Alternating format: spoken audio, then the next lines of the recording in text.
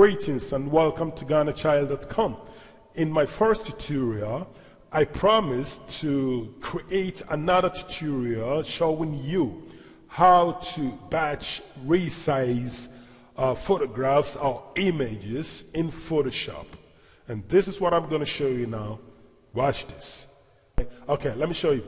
Look, I have two folders on my desktop right now. One is called large size and the other is called smaller size. All right? In the large size, I have 6 photographs. They are JPEGs. 1, 2, 3, 4, 5, 6. They are JPEGs. All right? And in the smaller size folder here, I have nothing. That is empty. Okay? So watch this. I'm going to choose in my large folder one of the photographs which I'm going to use now because what I have to now do is to create an action that I will use in the batch processing dialog. And I open my action panel here. If you did not find the action panel, go to Window, Actions, or Alt F9. You'll find it. Okay.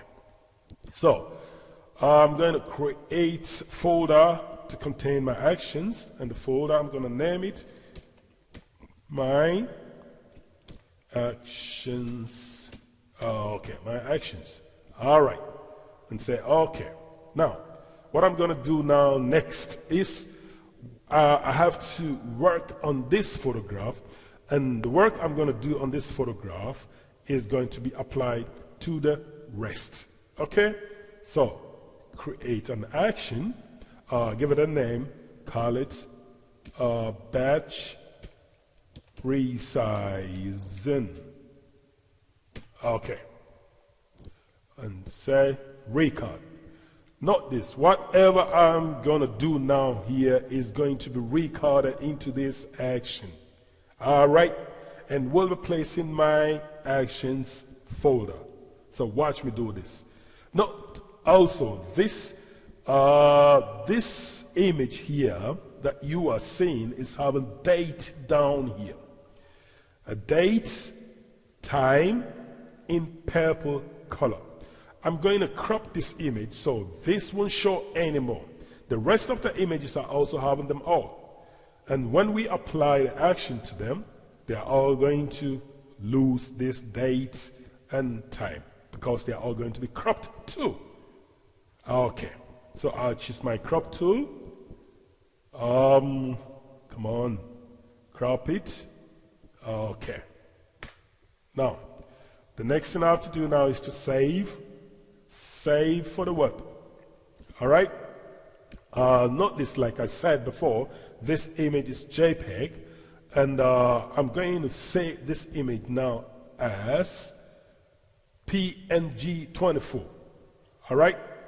But first, what I have to do now is I'm still going to resize this image. If you go down here, image size, the width is 580, the height is 403. I'm going to resize this to 400 for the width, and the height should be 278. Okay.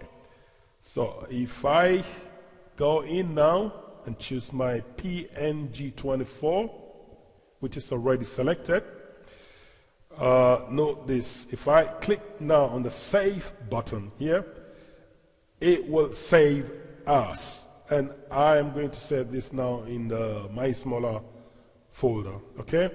So, smaller size folder, open, save, optimized photograph as, give it a name already, PNG, as type PNG. Okay? Now, if I click on the button, save. All right. So, since all these has been passed through the steps, I have to go in and stop my action because I won't need to record any other thing again. What I need to do now is to close this, say no, and go to File, Automate, Batch, and note this. Here on top here, Set is my Actions folder. Action is my batch resizing action that I created some seconds ago. All right? You have to be very careful, because in this situation, my action folder is selected, but it could be that the default folder is selected. Then you have to go in and change, because if you leave it like that, the action that I created or you will create won't be found here. These are defaults. So we go in and choose my actions folder, which is containing the batch resizing action I created, and it's the only action in this folder. Okay. So the next is to go to source folder. We have to select the folder which is containing the original photographs or the original images, and mine is large size. Excuse me. Okay, selected. The next is to choose the destination folder, which the resize photographs or images will be saved in. My folder is the smaller size. Selected. Okay. Again, look down here.